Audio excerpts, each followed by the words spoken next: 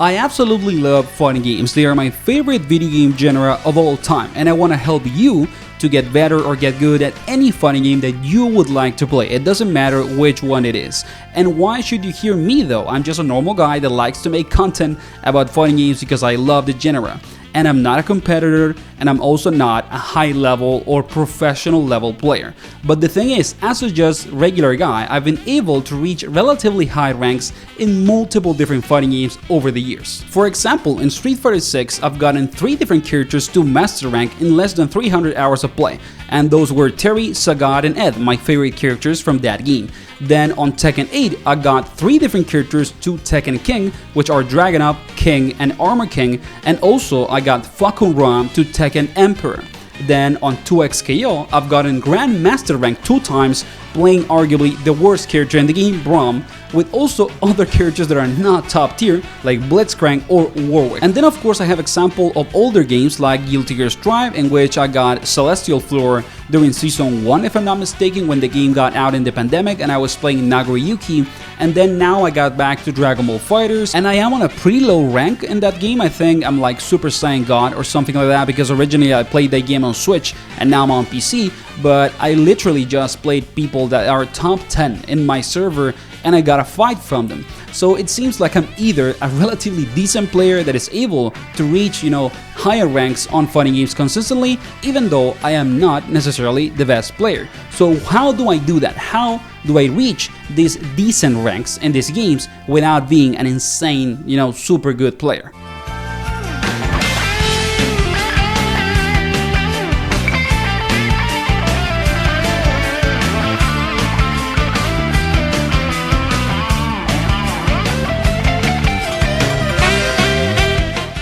Okay, so the first principle that I need to talk about, and I think is something that I do in every fighting game that I play that helps me to win more consistently, and that is avoidance. I think that when you talk, for example, with a lot of beginner and intermediate level players that love fighting games, they will always tell you something about balance in a fighting game. For example, they'll play 2XKO and they'll say to you, Echo has all of these options, or Yasuo or Teemo, the top tiers, Ari has all of these options that are insanely strong. They have no real counterplay. I hate them. They should be nerfed, and this game is unfair. Okay, maybe that's actually true, or there is a level of truth to that statement, but if you know that those options are so strong and the counterplay to them is low, then why are you not actively avoiding to get into a situation in any of your fights in which your enemy, forces you to deal with that option?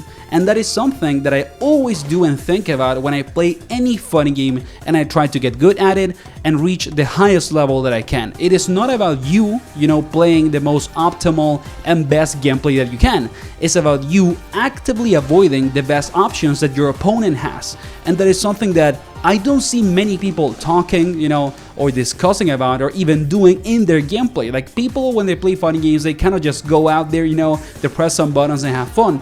But if you want to get good at any fighting game, do it consistently and don't get crazy when you do it. You don't need to laugh the full day. Just think about every time that you play against someone in any fighting game that you like, what is their most degenerate, stupid option, and actively avoid the fact that you have to deal with that. Make your opponent never be able to do that to you. And that is one of the most useful and effective advice that you can follow to win consistently in any fighting game. So the next time that you boot up any fighting game that you like, try to think about the main options that you need to avoid, because you either don't know how to deal with them very much, or you actually think that the counterplay for them is very low. For example, in Street Fighter 6, don't think about how to deal with throw loops. Just try to actively avoid getting into the corner so that people can actually do throw loops on you. In Tekken 8 also, for example, don't think that much about all the 50-50 mix-up and Oki super insane heat stuff. Try to get into a situation again in which you don't deal with heat and 50-50 on Oki that much. Then in 2XKO also, for example, if you're sick of Echo's Time Winder bomb, then try to play in a way in which you actively avoid the bomb instead of getting hit by it, because you go in when Echo has and throws the Time Winder bomb and stuff like that. Think about those options for either, the top tier characters in the game that you like, or the universal mechanics that you think are too strong. How do I actively avoid dealing with these options in every fight as much as I can. And now, just to clarify, I'm not saying that this is going to be easy or simple to do, but it is something that you can practice, and it is like active decision making that you can do while you play to get better. Is it always gonna be simple? No. A lot of fighting games have very degenerate and crazy options that are not only very hard to deal with, but also avoid them, okay? But you can still do it. Hey, just in the case that you've been enjoying the content until now or find it useful, learn something new, please consider giving the video a like and subscribing. I cover a ton of different fighting games. I love the genre, so if that's something that you also like a lot, this channel is a pretty good place to subscribe to. And now we move into the second idea or principle in this video, and that is that most of the fighting games that you play, or the fighting game that you're trying to get good at, is going to teach you and other players very bad habits. And those habits, if you learn how to punish them actively in every single match that you play, are gonna make you rank up and learn the game much faster. You know, most fighting games, when you try to learn them, there are either universal mechanics or some specific options from the characters in the roster of that game that are very strong, but are also very punishable, you know, if you know how to deal with them, and can give you a big reward for playing mostly around your opponent's mistakes, you know. So you don't really need to optimize your offense in the most insane way. You also don't need to have the most insane defense. What you need to understand is how to always get a punish, or basically how to retaliate every time that your opponent uses a very bad habit on you that is either trying to knowledge check you or basically make you lose through a more unpredictable and kind of like scrubby option. And this happens in any fighting game that you play. For example, in Dragon Ball FighterZ, I think that the best example of this is Super Dash. Like, most of the beginner and intermediate level players in fighters are gonna use Super Dash a ton, and Super Dash is weak to a lot of things. It's weak to beams, is weak to 2H, and more stuff. So it is very punishable, but it is still very strong because it is something really easy to do that can have a relatively big reward. In other games, for example, also in Tekken 8, I see a lot of people in T8 that use a lot of super punishable lows, and people do not duck. You know, they think that ducking is like the biggest, like worst thing that they can do when they play the game, when in reality, if you duck right one time, you can get half of the life of your opponent or even more, just because you get that one duck. And believe me, a lot of people are playing Tekken 8 like low punishables the game. Like, it's the only way in which they open up their opponent. Then on a Street Fighter 6, for example, there are so many people that literally play the game like Jump In Simulator and DP Simulator. And both of those options are so weak if you know how to deal with them. You know, for example, if you're ready to end tier people actively on SF6, you're gonna get free points in rank like a monster. And if you know that you're playing against someone that is willing to do ADP, just do a delayed Oki option, you know, like block a couple of seconds to see if they ADP and then start your offense on Oki.